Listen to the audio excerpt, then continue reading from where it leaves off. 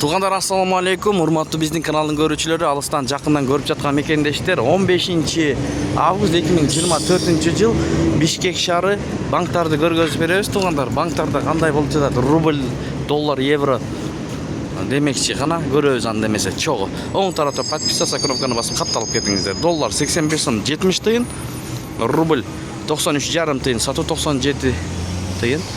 Бул Финанс Кредит банк. Оң тарапта подписаны басып, видеого лайк басканды унутпаңыздар.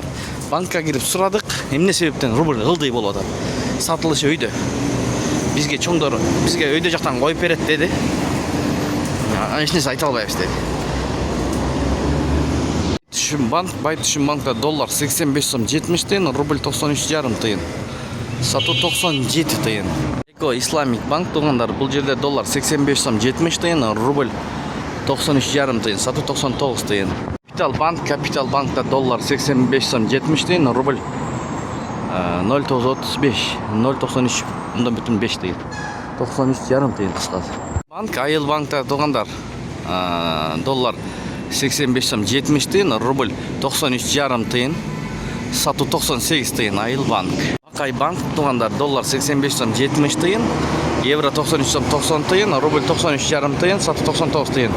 Казак теңгеси 0,12 тыйын, юань 11 сом 70 тыйын. Мына ушундай болду банктарда курс. Сиздер менен канал автору Данияр болду. Ой пикирлериңиздерди жазыңыздар. Тапканыңыздарга береке берсин.